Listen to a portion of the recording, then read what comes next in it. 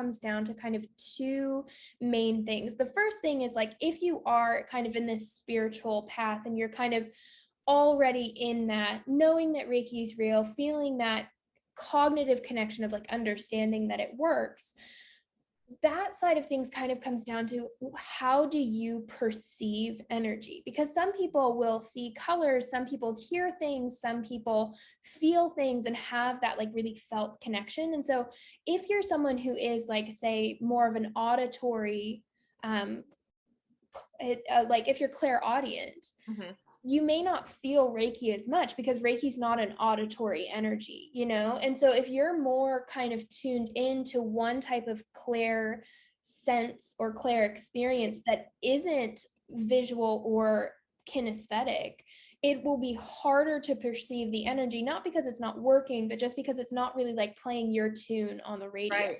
And then the flip side of that is if someone's kind of new or still unsure in their belief, or maybe they're just like completely like, this is not real, Mhm. then there's very much a like cognitive block that comes up there. And so they kind of block off the energy. And that's something that is so powerful about Reiki, is that yes, it's always there. Yes, these people are Reiki energy, but part of being able to feel and experience it is being open to it. And if there's not that element of openness, they're not going to have those experiences because they're not ready and they're not willing to kind of open and let that in.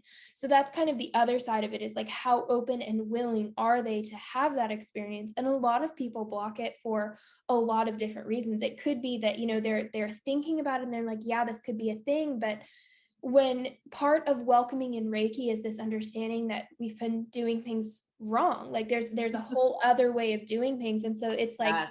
yeah, it's like this fundamental change in how you see the world. And a lot of times that's really scary for Yeah. people. Yeah. And there is this like very real fear that happens on so many levels. And I think fear is one of the biggest blocks to energy.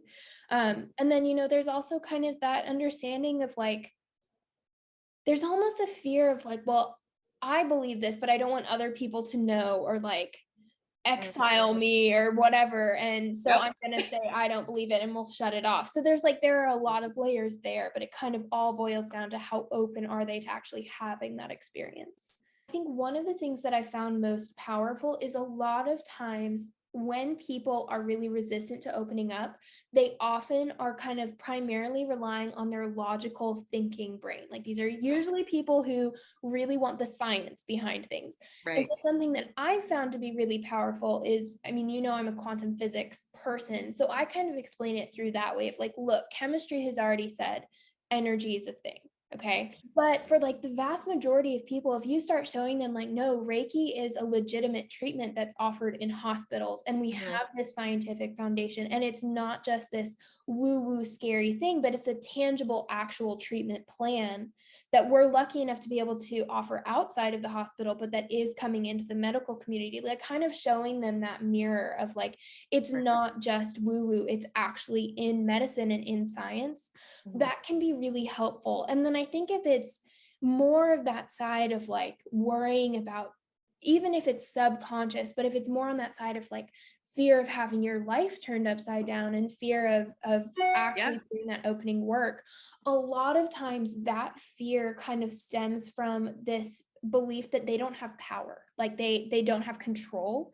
And so it's kind of like a backdoor approach to helping them open up, is helping them step into their confidence, step into their power, understand that you don't have to do it all at once. Like it is completely, a lot of times it honestly, it's kind of reverse psychology, but it works because it's that backwards approach of like telling them like, there is absolutely no pressure for you to try this. You do not have to do it. It is Mhm. completely your choice, your power, and your ability to say yes or no. And it's not going anywhere.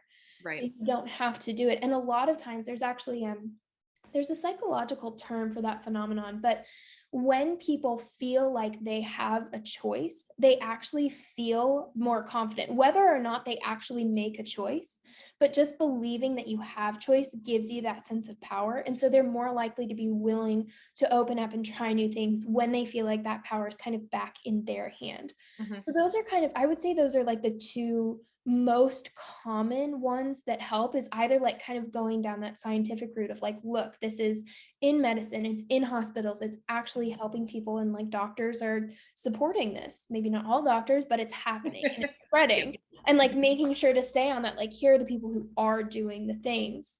And then there's that kind of side of like, okay, how can we bring you back into your confidence and your power by saying like, you do not have to. This is an option that is available to you. And if you feel called to do it, I believe that there's a reason for that. But knowing that it is always your choice, and it will always be open to you, whether or not you say yes or no, right, gives them kind of that power. I think the other thing too that kind of comes to mind is always, of course, being cognizant of how open they actually are. Like if having this conversation is going to frustrate them, if they're just not there, then it's there's right, no point in doing it. You can just drop right, it. But if they have that openness and that kind of curiosity, the other thing you can kind of guide them down is like, are there things that you've experienced that you can't explain? Like, if you have ever had a gut feeling and you right, followed it and it turned out to be right. Like, that's an experience that everybody has and no one right, would say is woo woo. But then right, it can be like, you had no evidence for that. You couldn't see it. You just felt it. right, And Reiki works the same way. It's the same kind of idea. And, even going so far as a lot of people kind of find comfort in things like, x-rays or MRIs. Like, you can't see what's happening there. You can't actually see the radiation, or even, radio waves. You yeah, can't see radio waves, but they're there. You just have to right. be able to tune into them with And Reiki. they exist. Right. And they exist. And so you can be like, it's the same thing with Reiki. It's just the energy's there. And I'm just the radio that's allowing it to come through. That can be helpful too, to kind of help them visualize like, oh, Yeah, yeah, you're right. Like electricity, radio right, waves, radiation, like all of these things that are so common that we can't see and yet we still right, experience. I think sometimes there's like this stress of like, well, how am I going to like tell people in a way that's gonna like make them understand? And it's like recognizing like, you don't have to put that responsibility on yourself. Like, the divine right, source, God, they've got that figured out. And if that person is meant to come into understanding and connection with Reiki, they'll come to that understanding no matter what words you use. Like, if right. it's their time, it will happen. And so that Yeah. kind of takes some of the pressure off of you.